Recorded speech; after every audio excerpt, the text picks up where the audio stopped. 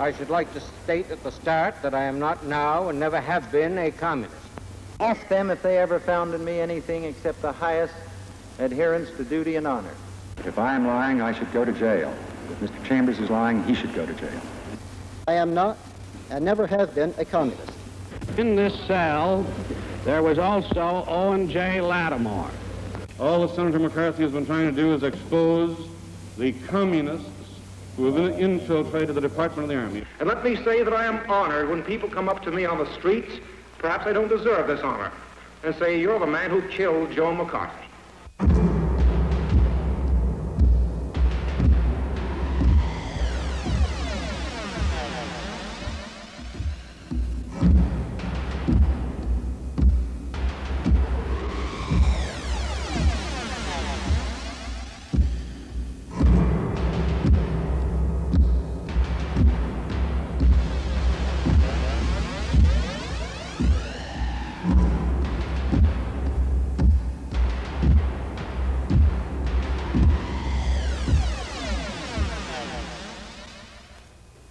The rapid decline of the power and prestige of the United States undoubtedly will be recorded by future scholars as one of the most amazing events in history.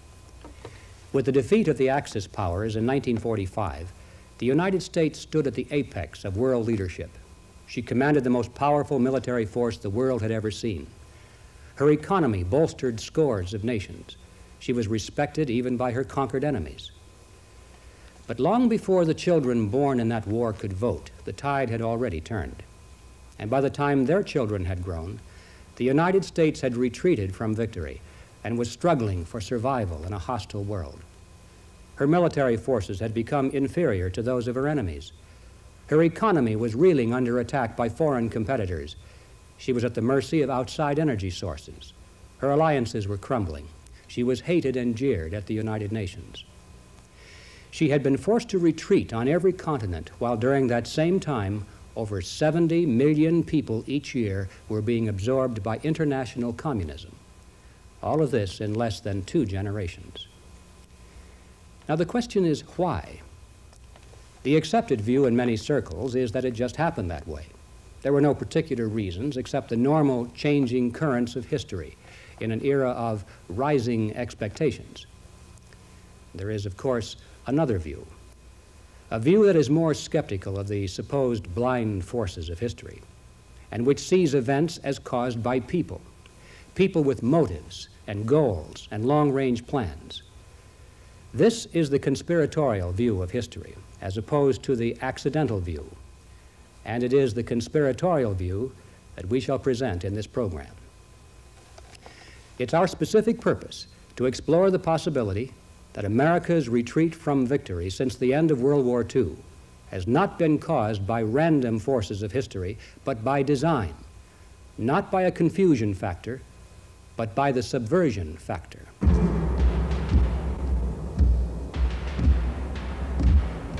The most significant aspect of communist expansion since 1945 is the fact that it has not been accomplished by traditional military force. These countries were not conquered by external invasion of Soviet troops, but by internal terrorism, revolution, and subversion by people who were citizens of each target nation.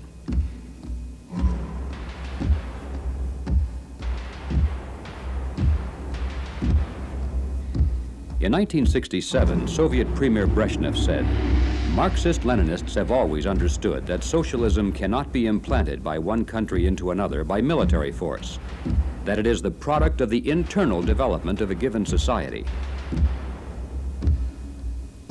Brezhnev's predecessor, Nikita Khrushchev, was even more explicit when he said, "I am convinced that tomorrow the red flag will fly over the United States, but we will not fly the flag. It will be the American people themselves." The historical record is clear.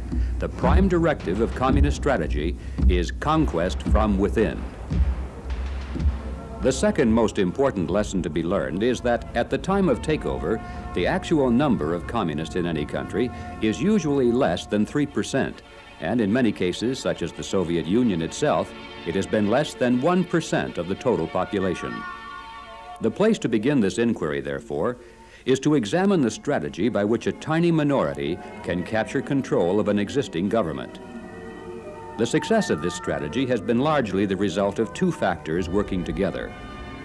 One is the mobilization of mass action among the non-communist population, demonstrations, general strikes, or insurrection.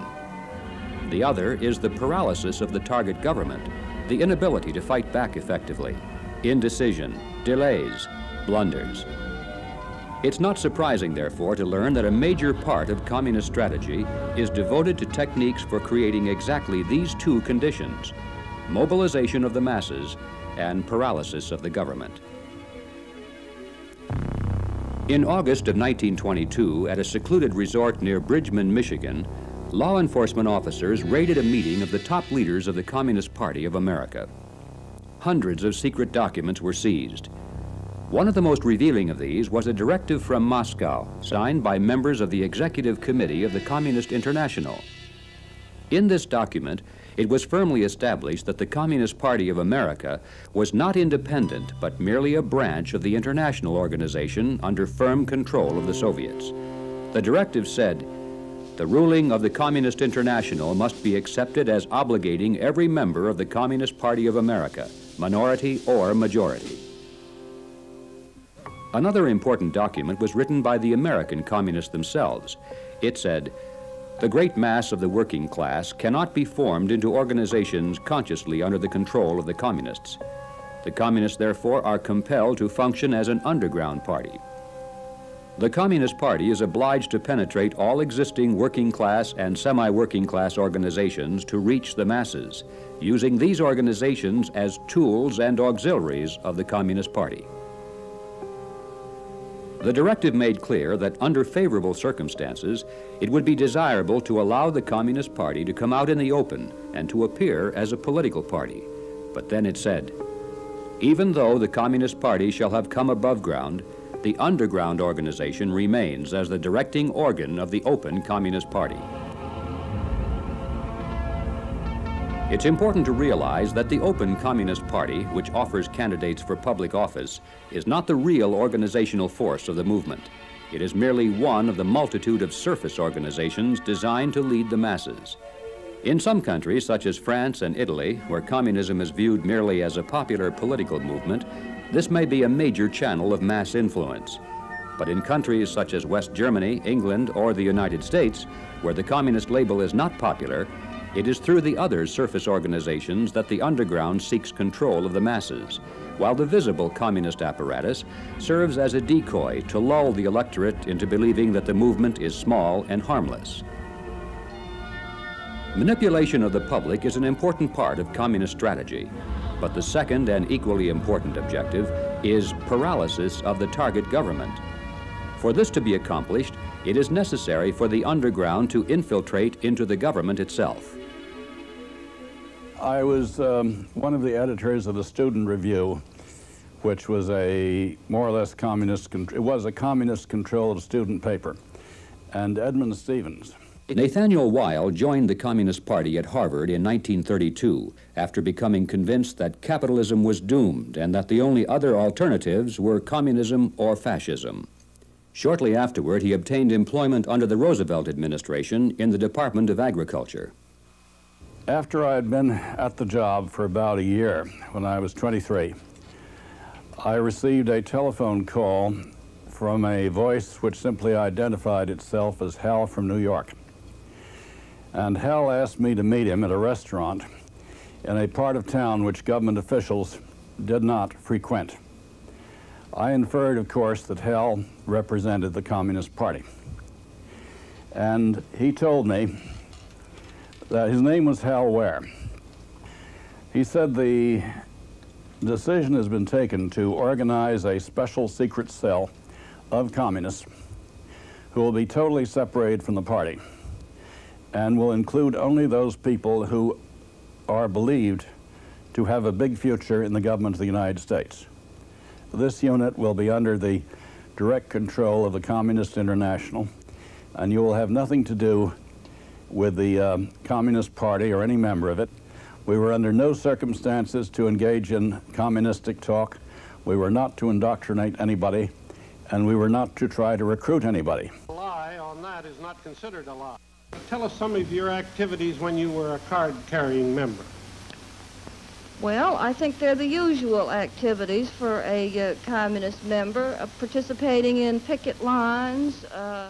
In November of 1945, Elizabeth Bentley revealed to the FBI that for 11 years she had served as an espionage courier between an agent from the Soviet Union and members of the American Underground Organization, most of whom held key positions within the United States government. When she was assigned this position, she was told to destroy her party card and any other documentation that might prove she was a member of the party. In her book entitled Out of Bondage, she describes the instructions of the Soviet agent. He said, "You are now no longer an ordinary communist, but a member of the underground. You must cut yourself off completely from all your old communist friends. You cannot even be known as a liberal and move in progressive circles. Instead, you must pose as an ultra-conservative with a slight leaning toward fascism." Larry Grathwohl became a member of the Weather Underground Organization in 1969 as an undercover operative for law enforcement agencies in Ohio. Before breaking away and testifying in 1970, he had risen to the rank of courier and carried directives from the Central Committee to the operating units within various cities. After explaining how the Weather Underground serves the purposes of the Soviet Union with control exerted through Cuba, he then explained the importance of what are called sleepers in the Soviet underground. However, I can tell you that while I was with the Weathermen, we had certain people that were recruited out of universities that were not allowed to attend meetings, that were dealt with on an individual basis by the person that recruited them. And the idea was for this person's record to be absolutely clean so that he or she could work themselves into key positions of authority and responsibility and therefore be able to do a lot of damage at the right time. Obviously, it would be best if they were in the government somewhere, but or in public utilities. But really, it was sort of like you go on and make your career as best you can, and when the time comes, we'll let you know. So this person could be a vice president or a president of a corporation, multinational or otherwise. Primarily, it was to keep them out of the limelight and keep their records clean. Law enforcement was an area they'd like some of them to get into. As a result of the testimony of scores of individuals from within the communist movement, we're able to get a clear picture of one of the most important components of the underground structure. This is the elite corps, the moles in high places. They have special assignments that require deep cover, and they're considered too valuable to risk being exposed, even to the rank and file of dedicated communists who themselves may belong to other parts of the underground. The important question, of course, is to what extent has this communist underground been successful? Now, it's not our purpose here to examine that part of the organization which concerns itself with mass action, nor shall we analyze the history of subversion by bribery, blackmail, or terrorism. But the subversion of government from within government is a gigantic subject by itself, and it is to that history that we shall turn our attention next. The Communist Party in the United States was officially established in 1919, only 2 years after the Bolshevik seizure of power in Russia. During the following 2 decades, over 100,000 American citizens flocked into the party. Unemployment and economic depression had convinced them that capitalism was crumbling, and a fear of the rising specter of fascism led them to embrace what they believed was the only alternative. By 1941, when the United States and Russia became allies in World War II, many people viewed American communists as merely patriots and socialist dreamers. And it was in this atmosphere of benign acceptance that the party consolidated its penetration into government. In fact, attempts even to investigate communism were firmly opposed at the highest level. The National Maritime Union was then under control of the communists, it's not now, and they were putting their operatives on ships, and they had a network of intelligence. Robert Morris, for many years, has been a key figure in the anti-subversion program of the federal government. He was chief counsel to the Senate Internal Security Subcommittee, and during World War II was the officer in charge of the counterintelligence unit of the 3rd Naval District in Washington. After describing how President Roosevelt had ordered the Navy to allow Communist Party members to serve as radio operators with access to secret military communiques, Mr. Morris then turned to the subject of Soviet defector Viktor Kravchenko. So we had to meet him clandestinely, and he was with the Soviet Purchasing Commission. And he had with him evidence, substantial evidence, that the Soviets were using the material, the naval material that we were sending to them to fight for Germans. They were not using it for that purpose, but instead they were using it to build up a large navy in the post-war period to take on the British and the Americans. And I had extensive evidence of that. When Morris brought this information to the attention of his superiors, he was met with cold indifference, was transferred out of intelligence work, and sent to a battle station in the Pacific. Went down there and gave him all the evidence because Kravchenko was standing by, ready to give more information. So I thought it was quite a coup. And 2 days later, I received orders to get out of the country with only 2 days' notice. Apparently, it came to the attention of the White House. The White House didn't want anyone checking up on what the Russians were doing here. The Office of Strategic Services, known during the war as the OSS, was created to carry out clandestine operations against the Axis powers. It was headed by General William Donovan. It is now known that Donovan, instead of screening out members of the Communist Party, actually made contact with party functionary Eugene Dennis and recruited OSS personnel directly from communist ranks. In Yugoslavia, the OSS vigorously supported the communist resistance forces under Joseph Broz Tito and cut off all supplies to the anti-communist forces under Draza Mihailovic. At the end of the war, the Nazis attempted to surrender to General Mihailovic and to the Americans, but the Allied command refused the offer and insisted that the surrender must be made only to Soviet troops, thus ensuring that Yugoslavia would be in communist hands.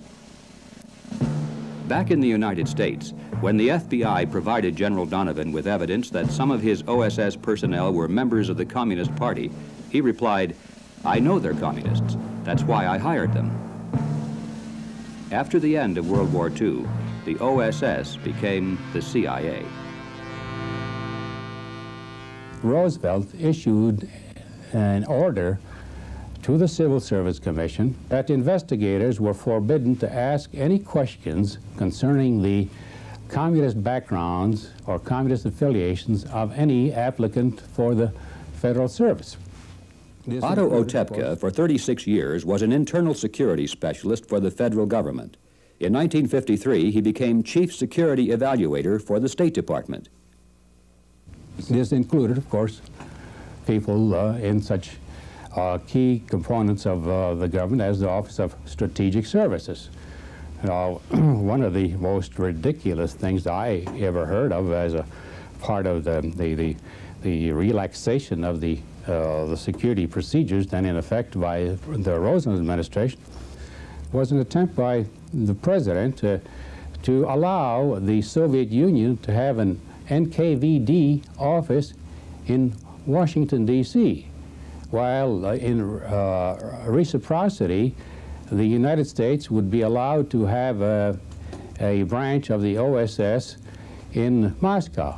Now, when one knowledgeable studies the composition of the OSS from its inception, who would be ahead in that situation? Obviously, the Soviet Union.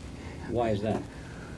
Well, because of the OSS, as history has now established, was comprised at the very top in key positions with individuals who were sympathetic to the Soviet Union. Many of the early recruits into the American Communist Party felt betrayed by such events as the Hitler-Stalin Pact of 1939, the Soviet invasion of Finland, and the bloody purges by Stalin.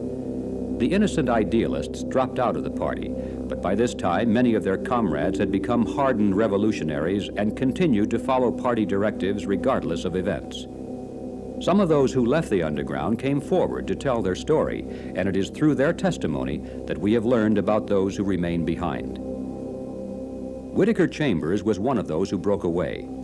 Chambers revealed that for 14 years he had been a dedicated communist and had acted as liaison in Washington for a group of communists who held high-ranking positions in the federal government.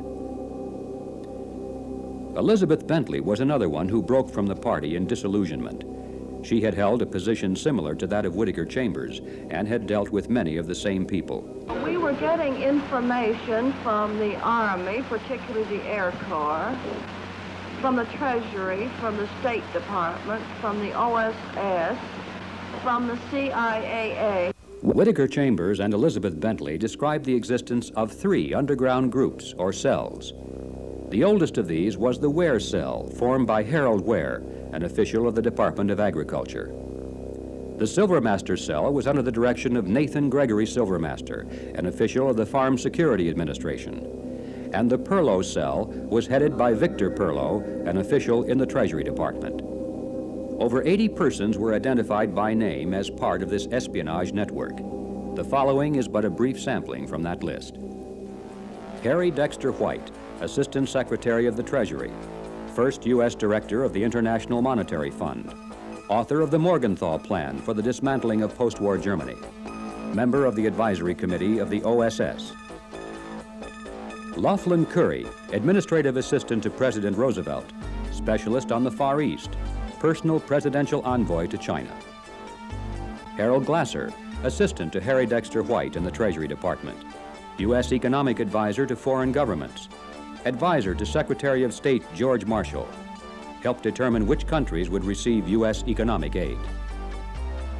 Major William Ullman, United States Air Force, Material and Service Division in the Pentagon, access to restricted military information, document photography specialist for the Silvermaster Cell. Also named were Frank Coe in the Treasury Department, John Apt in the Department of Justice, Nathan Witt in the Department of Agriculture, Robert Miller in the State Department, Henry Collins in the Department of Labor, Sonia Gold in a Congressional Investigative Committee, and in the OSS, Maurice Halperin, Donald Niven, Duncan Lee, Helen Tenney, J. Julius Joseph, and Donald Wheeler. But perhaps the best-known name of all was Alger Hiss. Ask them if they ever found in me anything except the highest adherence to duty and honor. Then the committee can judge and the public can judge whether to believe a self-discredited accuser whose names and aliases are as numerous and as casual as his accusations.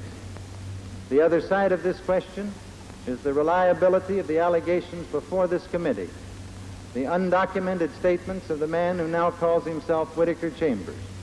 I don't hate Mr. Hiss.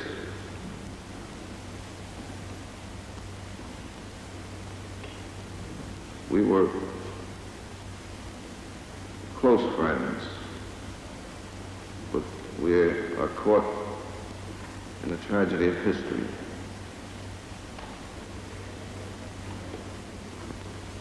Mr. Hiss represents the concealed enemy against which we are all fighting, and I am fighting. I testified against him with remorse and pity.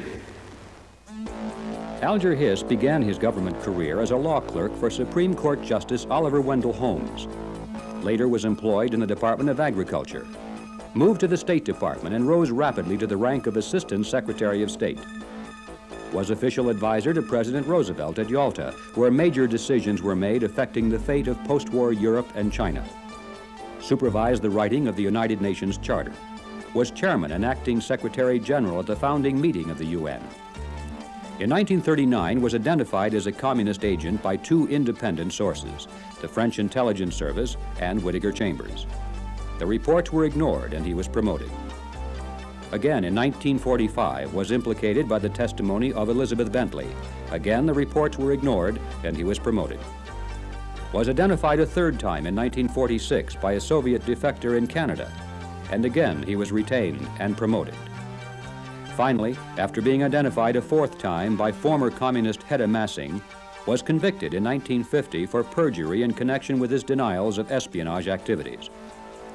was released from prison in 1954 and began a public campaign to vindicate himself as the victim of a frame-up. In the years following the conviction of Alger Hiss, Nathaniel Weil became yet one more former member of the Soviet underground who testified that to his personal knowledge, Hiss was guilty as charged. The answer to that is that I attended with Hiss probably, at a guess, 30 meetings of the cell. The cell never contained more than 8 or 10 members while I was in it. And I would also meet them at parties. So that I knew Hiss, even though I did not like him too well. I don't mean I disliked him. I mean he impressed me as a cold, calculating person who had a certain fanaticism about him, a lack of the human qualities that one likes. But I knew him well, so there was no problem in my mind as to identification. I was not guilty of any of the things Mr. Chambers charged, except that I knew him briefly. Were you ever a communist? No, didn't happen to be. It is estimated that for every person exposed by the testimony of former communists, there are many more that have remained undetected. Elizabeth Bentley stated in 1952 that while she was in the underground, she was told there were at least 2 additional espionage groups working in Washington under Soviet direction. Groups that were so important that not even she was allowed to learn of their identities. Neither of these cells have ever been exposed. In September of 1949, the Soviet Union successfully detonated its first atomic bomb. Western scientists were stunned because of earlier predictions that Soviet nuclear technology was at least a decade behind the United States. The story of how the Soviets so quickly acquired this technology begins with the American Lend-Lease program during World War II. Great Falls, Montana was the location of the U.S. Air Force base that was used for Lend-Lease air shipments to Russia. Major George Racy Jordan was the officer in charge of this operation from 1942 to 1944. In his book, From Major Jordan's Diaries, he revealed that in addition to the expected crates of food and machinery, the Soviets also were being sent large numbers of black suitcases, which he was told were diplomatic luggage. Becoming suspicious, on one occasion he conducted a surprise inspection of these suitcases and found every one of them to be filled with such documents as maps of military installations and harbors, blueprints for weapons under development, photocopies of tens of thousands of inventions taken directly from the U.S. Patent Office, and countless file folders bulging with official documents of the federal government. Written across the front of one folder were the words, "From Hiss." It contained hundreds of military reports. One suitcase contained scientific and engineering documents, highlighted with such strange-sounding words as fission, cyclotron, proton, neutron, heavy water, uranium. Included also was a map labeled Oak Ridge, Manhattan Engineering District. And attached to these materials was a handwritten note on official White House stationery addressed to Anastas Mikoyan, the number 3 man in the Soviet Union.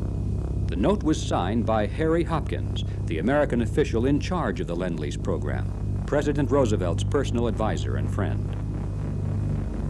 In 1943, Hopkins at the White House spoke with Major Jordan by telephone, told him to expedite a special shipment that was coming through and not to make any official record of it. When the mysterious cargo arrived, it was identified as uranium salts. The shipment was sent through, and as requested, no official record was made, except in Major Jordan's diaries. In September of 1945, a Russian code clerk named Igor Guzenko, assigned to the Soviet embassy in Ottawa, approached Canadian officials and asked for political asylum. This is the only photograph of Guzenko ever released to the public, and it was not published until after his death in 1982. While working at the Soviet embassy, Guzenko had become dismayed by the fact that his superiors already were preparing for a new war following the defeat of Germany, a war against the entire non-communist world. As a code clerk, he had access to all secret communiques, and he brought many of these with him to prove the truth of his allegations. Wearing a hood here to preserve his anonymity as a protection against reprisals, Guzenko revealed that there was a group of Canadian citizens with important positions within their government who in reality were agents of the Soviet Union. But the most electrifying disclosure of all was that the network included one of the top scientists working in cooperation with the United States on the atomic bomb project. His name was Dr. Alan Nunn May. Dr. May was a nuclear scientist on loan from the British government. He was second in authority only to the head of the Canadian project. He had access to all data concerning the processing of fissionable materials. He had provided the Soviets with information about the secret test of the bomb in New Mexico, about uranium production schedules in Canada, and he had delivered to them actual samples of uranium. When confronted with the evidence, Dr. May confessed that everything Guzenko had revealed was true. Another British scientist on loan to the United States was Dr. Emil Klaus Fuchs, who had been assigned to work at the top secret facility at Los Alamos, New Mexico. He was one of the few people at that time who had knowledge of how to construct the bomb trigger mechanism. Under questioning, Dr. Fuchs confessed that he also had been working with the Communist underground and that he had given the Soviets drawings and detailed instructions on how to assemble and explode the atomic bomb.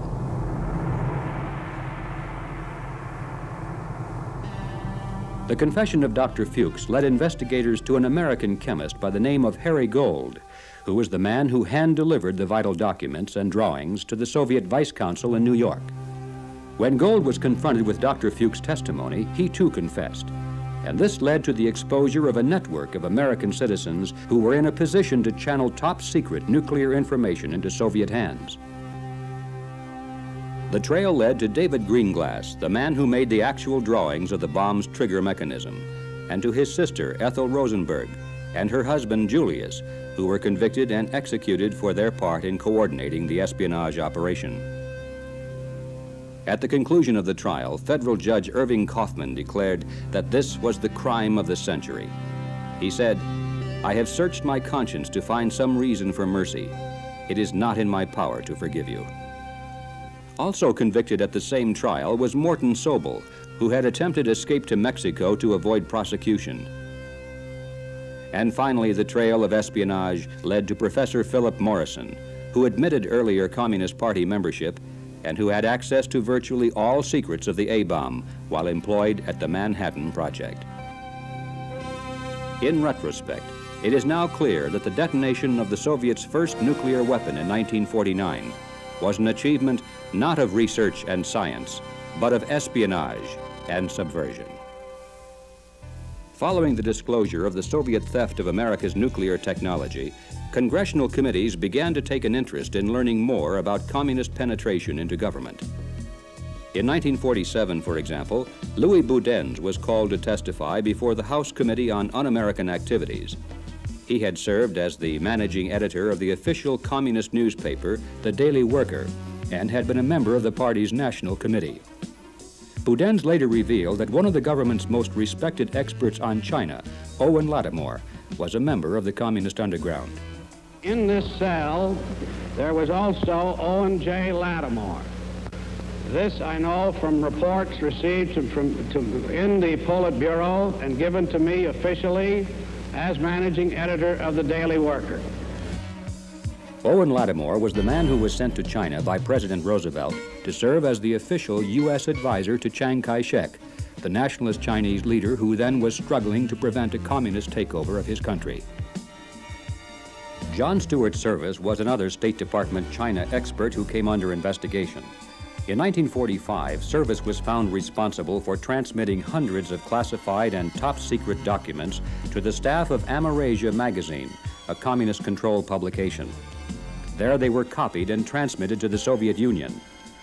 Service was reprimanded for indiscretion, but not released from employment. In fact, he was later promoted to head of the State Department's Information Service. The Senate Subcommittee on Investigations uncovered evidence of similar problems in the government printing office, where many classified documents are printed and distributed. Also in the Voice of America program, which was designed to reflect the American viewpoint through radio broadcasts in Europe. And in the American Overseas Libraries, which were part of the State Department program, supposedly to combat communist propaganda abroad.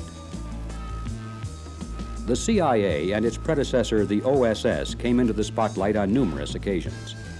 In 1952, the head of the CIA, General Walter Bedell Smith, stated publicly that he was sure there were communist agents working inside his organization. No less than 3 defectors from the Soviet KGB have stated that this is so. They are Anatol Golitsyn, Yuri Nosenko, and Mikhail Golanevsky. Although their testimony has been clouded by controversy, the fact remains that there never has been an outside investigation of subversion in the CIA. The military is another critical branch of government that never has been investigated for possible communist penetration, even though there is evidence that serious problems may exist. In Italy, for example, in 1967, Giorgio Rinaldi confessed that he had been part of a Soviet underground operation involving 300 officers in NATO, some of whom were American military officers. In 1954, Lieutenant Colonel Yuri Rastorov of the Soviet Secret Police sought political asylum in the West.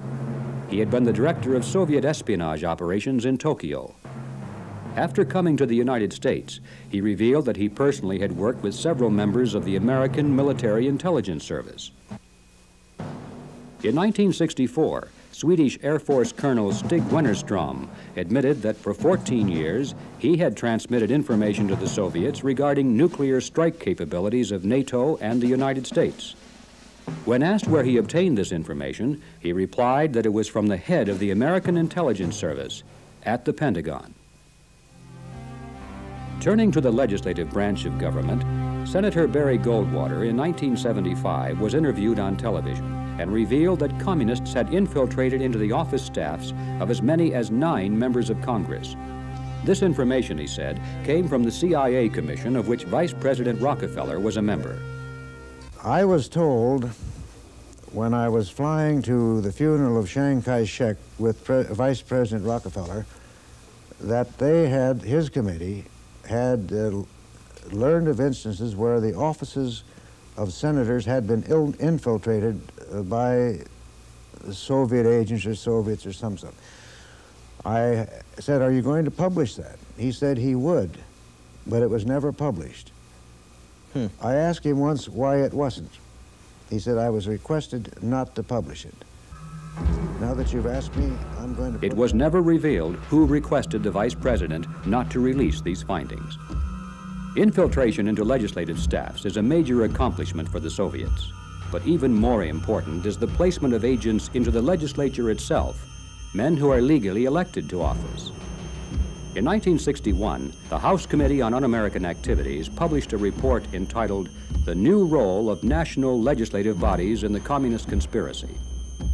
This report revealed that a number of communists, posing as Republicans or Democrats, had been successfully elected to the state legislature of Washington, the Michigan Senate, and the United States Congress, and that the Communist Party had boasted of its role in helping to elect candidates in a number of states, including California, Ohio, New York, and Illinois.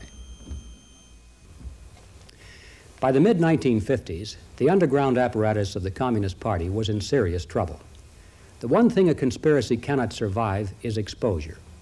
Yet a steady stream of former communists and FBI undercover operatives gradually was exposing the entire operation to public view. This was accomplished primarily through Congressional Investigative Committees, which put the testimony of these people into the public record. Now, one of the most important aspects of this history is the fact that even though the President and the heads of various government agencies repeatedly were informed by the FBI and given names with documented proof, almost never were these Soviet agents removed, and in fact many of them were promoted until the investigative committees of Congress stepped in, made the information public, and created external pressure for action. As far as the communists were concerned, something had to be done to stop these committees, and it is the story of how they succeeded in that counterattack that we shall take up next. There's no contest between Senator McCarthy and the Department of the Army.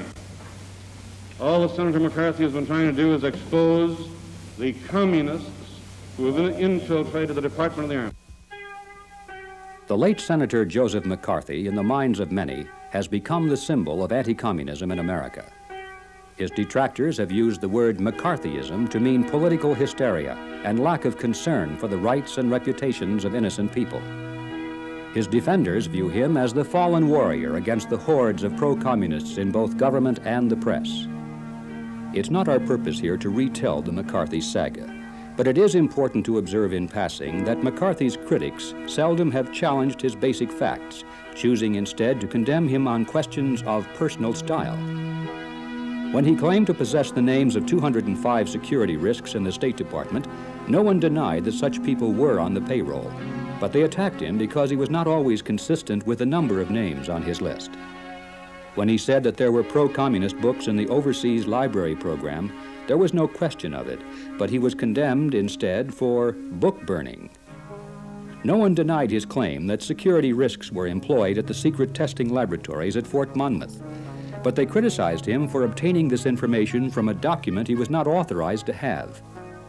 And when he charged that General Ralph Zwicker had protected and promoted a known communist in the military, his facts were never challenged. He was attacked instead for losing his temper and speaking harshly to a brigadier general. You hear all this talk about Senator McCarthy's methods, usually in a derogatory sense, like people saying, oh, I agreed with his fight against communism and his goals, but I didn't agree with his methods. In 1951, Roy Cohn had served as the assistant federal prosecutor in the trial of atomic bomb spies Julius and Ethel Rosenberg. But from 1953 to 1955, he was the chief counsel for the Senate Subcommittee on Investigations, of which Senator McCarthy was chairman. Somebody like Bill Buckley will take the position that, well, his controversiality maybe in the long run hurt the cause and things like that. I don't buy that. Somebody had to make this fight. Senator after senator had declined to do it. It was a dangerous fight because, as we've discussed, you were taking on the media, you were taking on people with vested interests in covering up these communist activities, and it took a man who was a man to do it. And Senator McCarthy was that man. So you can say by his fearlessness and his courage, he made himself an open target for the enemy. Well, that's true, I suppose he did.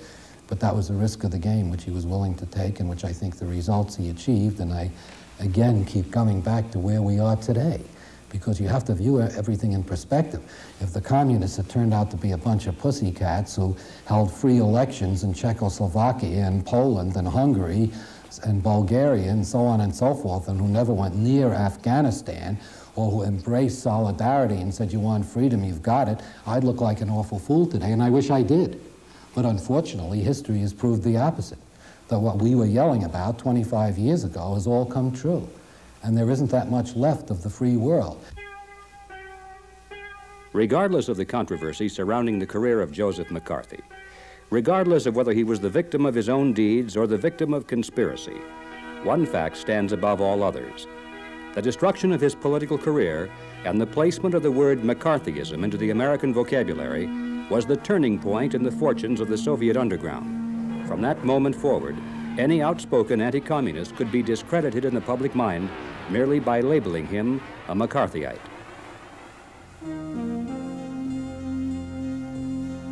The next phase of the campaign against internal security was to convince the general public that communism is not an internal threat to the United States, but that investigative agencies of our own government are. Members of the Soviet underground have worked diligently to promote this point of view through a host of non-communist organizations which they control. Their public pronouncements do not call for the defense of communism, which would be unpopular, but instead for the protection of civil liberties, freedom of association, and the right to political dissent. One of the first organizations to serve this function was the American Civil Liberties Union. It was formed in 1920 by Roger Baldwin, who publicly advocated the right to overthrow the government by force and violence. He also said, "I am for socialism, disarmament, and ultimately the abolishing of the state itself. Communism is, of course, the goal." In a letter to an associate, Baldwin gave this advice. He said, "We want also to look like patriots in everything we do. We want to get a good lot of flags, talk a great deal about the Constitution and what our forefathers wanted to make of this country, and to show that we are the folks that really stand for the spirit of the Constitution. Among the founding membership of the ACLU were such notables as William Foster, who later became the head of the above-ground Communist Party, USA. Felix Frankfurter, who later became a Supreme Court justice. Dr. Harry Ward of the Union Theological Seminary, who later became famous for his books and speeches in defense of the Soviet Union. And Elizabeth Gurley Flynn, who later became an official spokesman for the Communist Party. It was inevitable that the ACLU would become the first non-communist organization to oppose the investigative committees.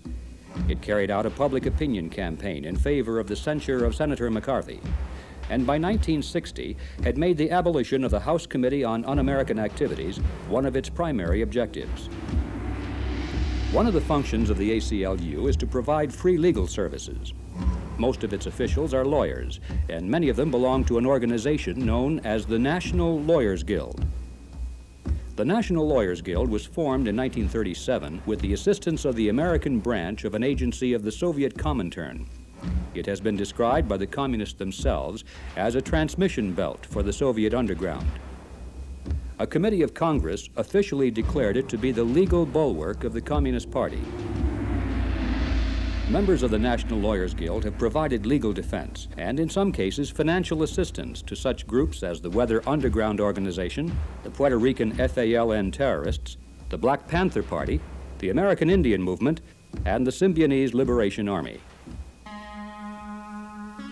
In 1975, William Kunstler and other members of the National Lawyers Guild offered their support to the leaders of the West German terrorist Red Army Fraction, better known as the Baader-Meinhof Gang.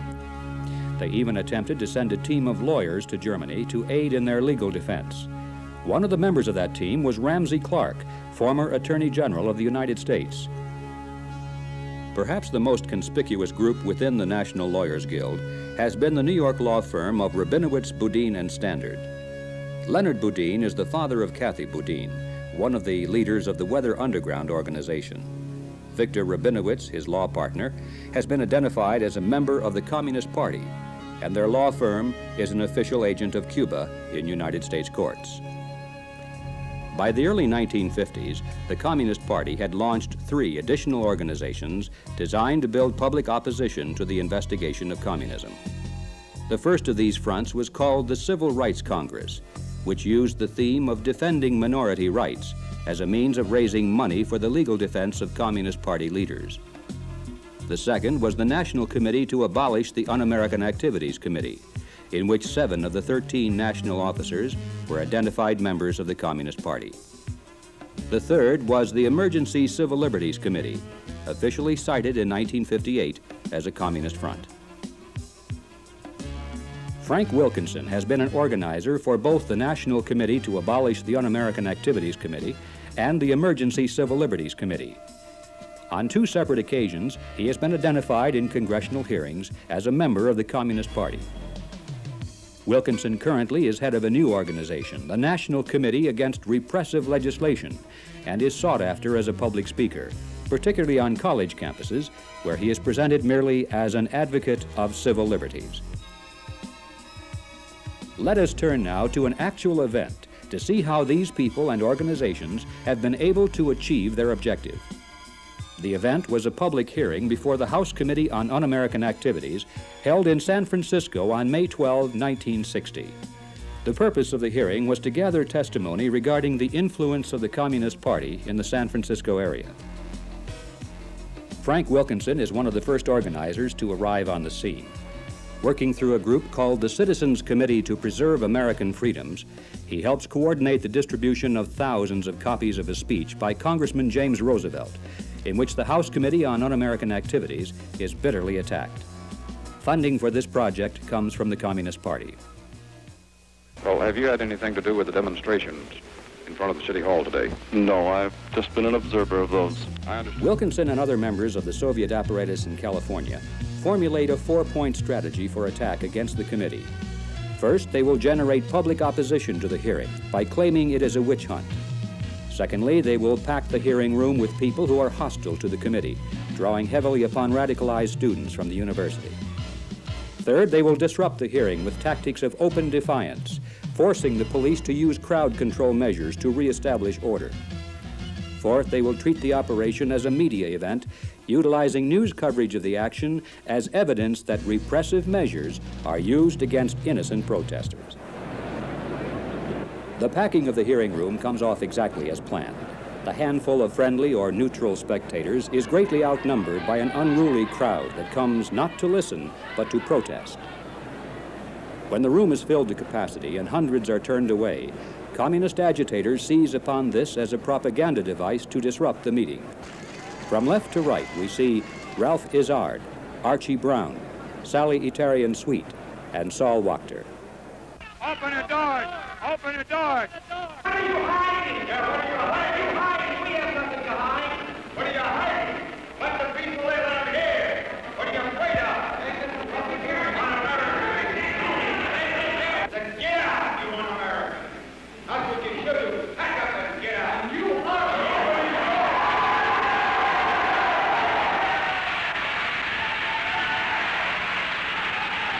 Open the doors. Here comes the goose squad. This is Americanism. Watch this Americanism in action.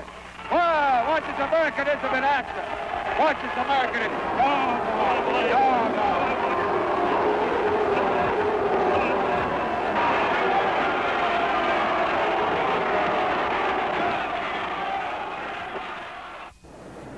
Douglas Wachter, son of Saul Wachter, is a communist-trained student organizer at the Berkeley campus of the University of California.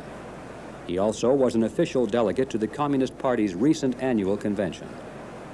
Pleading the Fifth Amendment when asked about his party membership, he presents himself not as an agent of a foreign power, but as a patriot whose only concern is to defend the Constitution. I cannot cooperate with the committee in answering any such questions. I feel I have an obligation as a citizen of this country to preserve the Constitution, and I do not feel I can do so in good conscience by allowing the House Un-American Activities Committee to inquire into my beliefs or associations. On the second day of the hearings, California State Assemblyman Philip Burton addresses a rally of protesters and calls for the abolition of the committee. His sister-in-law, Michelle Burton, was an official delegate to the 1962 Communist World Youth Festival in Helsinki. Burton himself has established a long record of support for officially cited Communist Front organizations. Philip Burton later would become a member of the United States Congress. William Mandel is a well-known news commentator over radio station KPFA. In due course, he is called to testify about evidence of his role in the Communist Party as an instructor in tactics. If you think that I am going to cooperate with this collection of Judases, of men who sit there in violation of the United States Constitution, if you think I'll cooperate with you in any way, you are insane. This question has no purpose other than to harass me. When I was asked this question last in 1943 by the late Joe McCarthy, and let me say that I am honored when people come up to me on the streets, perhaps I don't deserve this honor, and say, you're the man who killed Joe McCarthy. Because I happened to appear on the first day of the book-burning hearing, and I did my best to conduct myself in the manner which I'm conducting myself today. If there were any such evidence against me under any law, the proper authorities could move against me. This body is improperly constituted. It is a kangaroo court. It does not have my respect. It has my utmost contempt. And I am not going to answer that question, sir.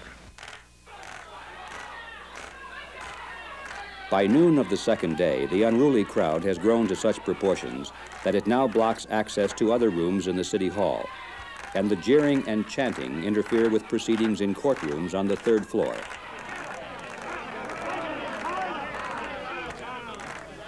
It is inevitable that the judges are compelled to register official complaints with the police, who now have no choice but to ask the demonstrators to leave. Taking orders from their leaders, the crowd refuses to budge, even in the face of fire hoses.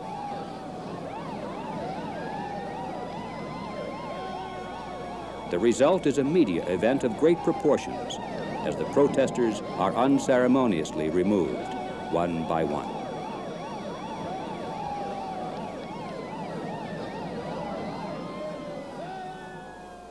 The final phase of the strategy, as you recall, was to force the police into using crowd control measures, which then could be offered as evidence of alleged police-state brutality against innocent and peaceful demonstrators. And so it was. The People's World, the official communist newspaper in San Francisco, prepared a special supplement which was widely distributed on college campuses and to waterfront workers. Thousands of leaflets also were distributed entitled "From Blackmail to Blackjack." The leaflets said that students were peacefully demonstrating and defending the most cherished American freedoms when fire hoses, clubs, and blackjacks were used against them without warning and without provocation to browbeat and smash the public opposition to the House Committee on Un-American Activities. The same theme, in one variation or another, also was carried in much of the nation's non-communist press. Well, that was 1960. By the 1970s, the campaign against internal security had greatly expanded in terms of the number of people and organizations involved, in terms of professionalism and sophistication, and also in terms of objectives, because by this time, the target of attack had broadened to include not only the investigative committees of Congress, but all intelligence gathering operations, including the FBI, the CIA, and even the intelligence units of local police departments. We shall turn to that part of the story in our next program, The Open Gates of Troy.